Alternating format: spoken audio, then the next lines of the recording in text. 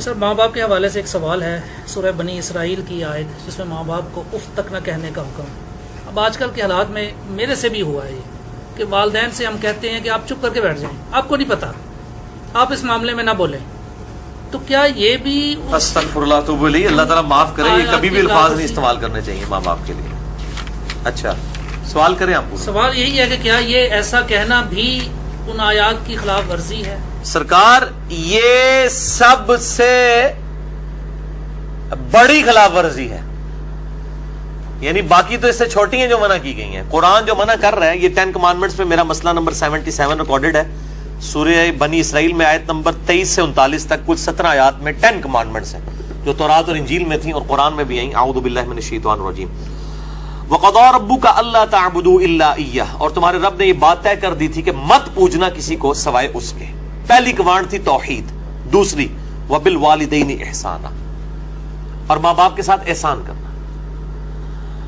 قرآن حکیم میں کم از کم 4 مقامات پہ توحید کے فوراً بعد اللہ تعالیٰ نے ماں باپ کا ذکر کیا، اور اس کا ذروہ سنام ایپیکس یہ ہے سورہ بنی اسرائیل، اس سے زیادہ کہیں نہیں ڈیٹیل آئی ہے اور نہ سینسٹیویٹی کا لیول۔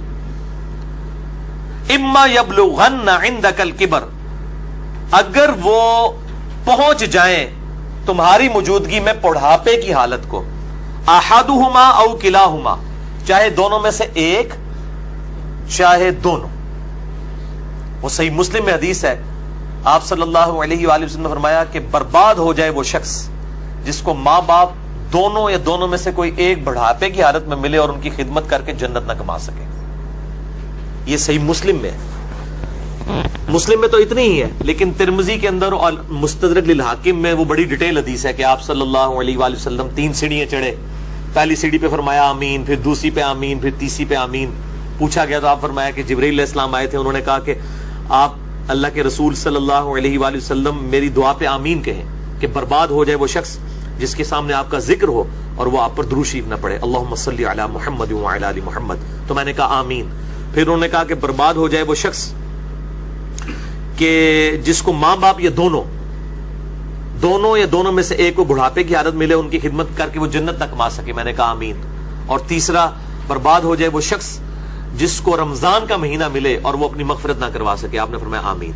مختلف طریق میں یہ ترتیب ڈیفرنٹ ہے، بہرحال یہ تینوں باتیں۔ اور مسلم شریف میں اتنے الفاظ ہیں، وہ صحیح مسلم میں کہ برباد ہو جائے وہ شخص جس کو ماں باپ دونوں یا دونوں میں سے ایک بڑھاپے میں ملے اور وہ ان کی خدمت کر کے بخشش نہ کر سکے۔ یہ تو ایک ہے، یہ سائملٹینیس کنٹراسٹ۔ دوسری طرف یہ ہے کہ اگر وہ پہنچ ہی جائیں تمہارے سامنے دونوں یا دونوں میں سے ایک بڑھاپے کی حالت میں، فلا تقل لہما اف، ان کو اف تک بھی مت کہنا۔ اف کی ٹرانسلیشن پنجابی میں ہو سکتی ہے ہاں۔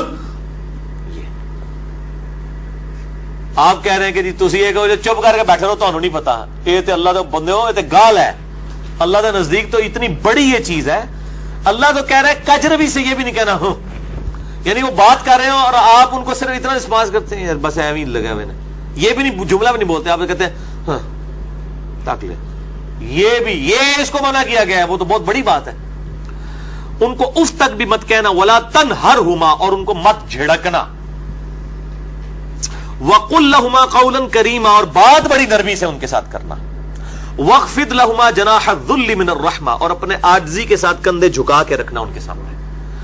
یعنی آپ غیر اللہ کے سامنے جھک نہیں سکتے اتنا کہ آپ کے ہاتھ گھٹنوں تک لگ جائیں، ماں باپ کے سامنے بھی آپ اتنا جھکیں کہ ہاتھ گھٹنوں تک نہ لگیں، یعنی حالت رکوع نہ بنے، اس سے پہلے یعنی آپ نے ایسے ان کے سامنے رہنا، جی ابا جی، جی امی جی، اس طرح اپنے عاجزی کے ساتھ کندھے جھکا کے رکھنا۔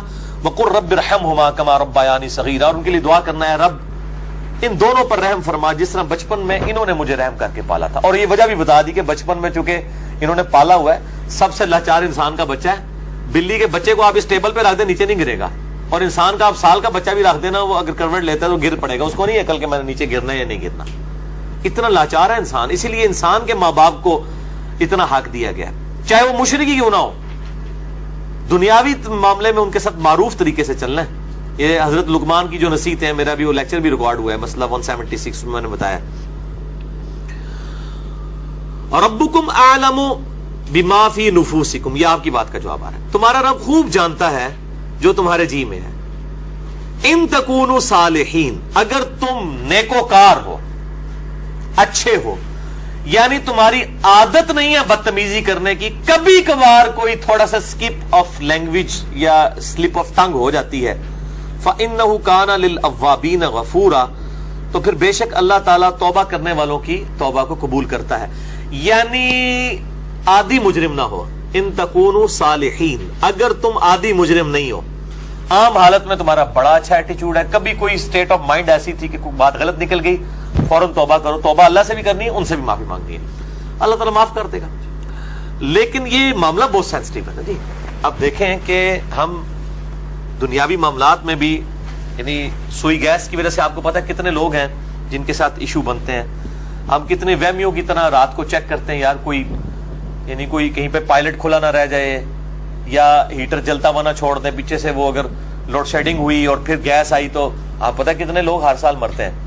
تو کتنی احتیاط کی جاتی ہے. چھوٹے بچوں کے سامنے ماچس لائٹر نہیں رکھا جاتا، تو احتیاط کرتے ہیں. تو آپ دیکھیں اس طرح کے اگر آپ احتیاط ماں باپ کے بارے میں کر رہے ہیں تو شاید سالوں میں کبھی ایک دفعہ ہو، لیکن ہر ہفتے ہی جھڑپ ہو جاتی ہے، یا جب معاملہ ہوتا ہے تب جھڑپ ہو جاتی ہے، تو اس کا مطلب ہے ان تکونوا صالحین نہیں ہے آپ، لہذا آپ کی توبہ بھی کوئی قبول نہیں ہے.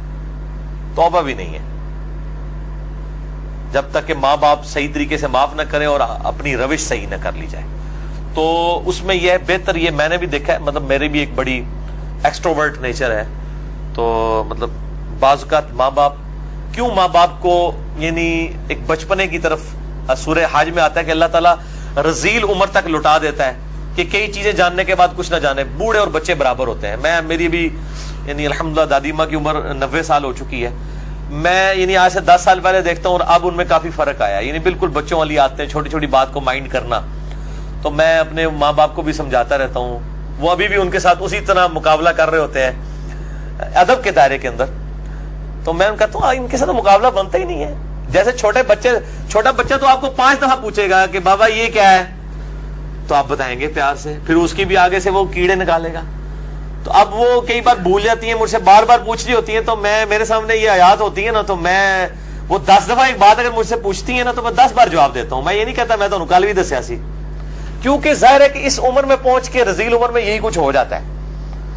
تو انسان کو یعنی بالکل پازیٹیو رہنا چاہیے، ڈرتے رہنا چاہیے، کیونکہ توحید کے بعد قرآن حکیم میں کم از کم 4 جگہ اللہ تعالیٰ نے ماں باپ کے حق کا ذکر کیا، اور جنت اور دوزخ ڈیپینڈنٹ ہو گئی ہے. ٹھیک ہے جی، اس حوالے سے تو بہت احتیاط کرنی چاہیے. سر اب اگر ایسا ہو چکا ہو اور والدین سے معافی بھی نہ مانگ سکے انسان، اور والدین زندہ نہیں سر، وہ ظاہر ہے معافی اسی صورت میں نہیں مانگ سکتا نا اس وقت اس اسٹیج پہ. نہیں، بعض لوگ اس لیے بھی نہیں مانگ سکتے کہ وہ ماں باپ کو چھوڑ کے دوسرے ملک چلے گئے ہوتے ہیں. ہاں یہ بھی ممکن ہے. تو وہ کلیریفیکیشن ضروری ہے. دیکھیں ماں باپ سے اگر ایسا ہو گیا تو فوراً سے پہلے ماں باپ کے لیے دعائیں مغفرت کرے اور ان کی طرف سے صدقہ اور خیرات کرے. جیسا کہ سنن ابن ماجہ میں حدیث ہے کہ یہ صحیح سند کے ساتھ ہے کہ ایک شخص کے مرنے کے بعد جنت میں کچھ درجے بلند کیے جاتے ہیں. تو پوچھتا ہے اللہ یہ میں نے نیکی نہیں کی تھی، یہ کیوں میرے درجات بلند ہوئے؟ تو اللہ تعالیٰ فرماتا ہے تیری اولاد نے تیرے لیے استغفار کیا تو اس کی وجہ سے ہی تیرے درجات بلند. اولاد تو انویسٹمنٹ ہے. صحیح مسلم میں حدیث ہے کہ مردے کو 3 اعمال کا ثواب ملتا ہے. نمبر 1 صدقہ جاریہ، وہ ملنا بھی چاہیے، اس نے خود کیا. امام بخاری نے بخاری لکھی ہے، ثواب ان کو ملنا چاہیے. میری اب ویڈیوز ریکارڈ ہو رہی ہیں، میرے مرنے کے بعد بھی لوگ دیکھیں گے، اس کا ثواب مجھے ملنا چاہیے، کیونکہ میں نے الحمدللہ اس پہ محنت کر کے اللہ کے لیے اخلاص کے ساتھ ریکارڈنگ کی ہے. تو میرا ہی عمل ہے، مجھے مل رہا ہے، مرنے کے بعد بھی ملے گا. نمبر 2 علم کی بات، جیسے امام بخاری نے اب صحیح بخاری لکھی ہے تو وہ علم لوگوں تک پہنچایا ہے، ان کو مرنے کے بعد بھی ثواب ملے گا. کسی نے مسجد کے اندر کوئی پنکھا لگوایا ہے، صدقہ جاریہ ہے، مرنے کے بعد ثواب ملے گا. اور تیسرا کہا گیا نیک اولاد. نیک اولاد جو دعا کرتی ہے، نیک اولاد جو صدقہ کرتی ہے. مسئلہ نمبر 74 میرا بڑے لوگ دیکھ چکے ہیں، 1 لاکھ سے زیادہ اوپر اس کے ویورز ہیں اور اس کے کلپس تو لاکھوں تک ہیں.